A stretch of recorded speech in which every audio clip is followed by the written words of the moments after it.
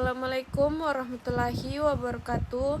Di sini saya akan menyampaikan hasil tulisan saya secara singkat. Yang pertama ada A, pengantar arsitektur dan organisasi komputer. Arsitektur komputer adalah rancangan dan konsep kerja komputer yang menjelaskan fungsi serta kemampuan sistem komputer. Organisasi komputer adalah cara komponen perangkat keras disusun dan dihubungkan agar komponen dapat bekerja sesuai rancangan arsitekturnya. Singkatnya, arsitektur menjelaskan apa yang dilakukan komputer, sedangkan organisasi menjelaskan bagaimana komputer melakukannya. Yang kedua ada B, representasi data sistem bilangan dan konversi sistem bilangan. Komponen hanya mengenal dua angka yaitu 0 dan 1 binar. Semua data seperti angka, huruf, gambar, suara, dan video diubah menjadi bentuk binar agar dapat diproses komputer.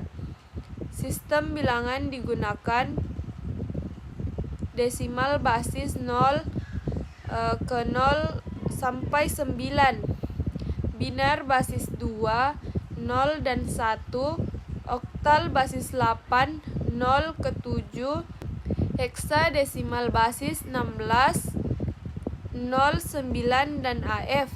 Konversi sistem bilangan digunakan untuk mengubah angka 1 basis ke basis lainnya. Berikutnya ada C, gerbang logika dasar.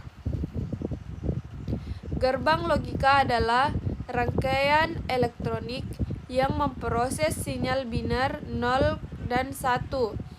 Jenis-jenis gerbang logika. 1. AND bernilai 1 jika semua input 1. OR bernilai 1 jika salah satu input 1. NOT memiliki nilai input. NAD kebalikan AND. NOR kebalikan OR. XOR bernilai 1 jika input berbeda. Gerbang logika menjadi dasar pembuatan CPU dan perangkat digital lainnya. Berikutnya ada D, komponen utama komputer. 4 komponen utama komputer. 1. Input unit, memasukkan data keyboard dan mouse. 2. CPU, Central Processing Unit, mengelola data dan menjalankan instruksi. 3. Memori atau storage, menyimpan data dan program. 4. Output unit, menampilkan hasil pengelola memori dan printer. Semua komponen bekerja sama agar komponen dapat menjalankan tugasnya. Berikutnya ada E, struktur CPU. CPU terdiri dari beberapa bagian utama. 1. ALU, Arithmetic Logic Unit, melakukan perhitungan dan operasi logika. 2. Central Unit CU, mengatur jalannya instruksi dan kerja komponen lain. 3. Register, tempat penyimpanan sementara yang sangat cepat. 4. Cache memori, menyimpan data yang sering digunakan agar proses lebih cepat. CPU disebut sebagai otak komputer karena mengendalikan seluruh proses. Berikutnya F, instruksi mesin. Instruksi mesin adalah perintah dasar dalam bentuk kode binar yang dapat dipahami langsung oleh prosesor. Setiap prosesor memiliki instruction set, kumpulan instruksi yang berbeda. Jenis instruksi. 1. Instruksi pemindahan data. 2. Instruksi aritmatika. 3. Instruksi logika. 4. Instruksi kontrol atau percabangan.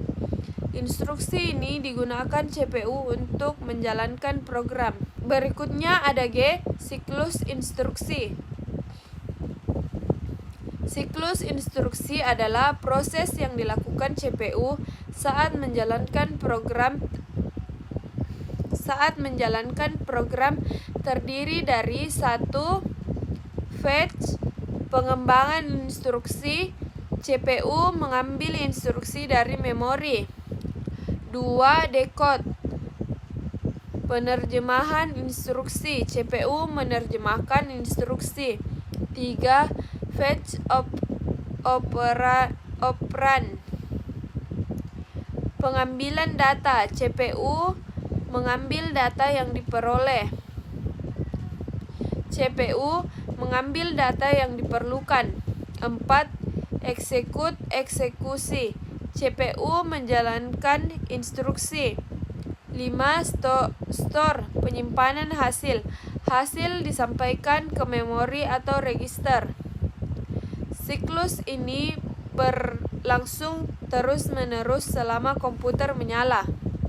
Kesimpulan materinya adalah menjelaskan dasar cara komputer mulai dari struktur dan organisasi komputer, cara data direpresentasikan, penggunaan gerbang logika, komponen utama komputer, struktur CPU, instruksi mesin, hingga proses CPU menjalankan instruksi melalui siklus instruksi.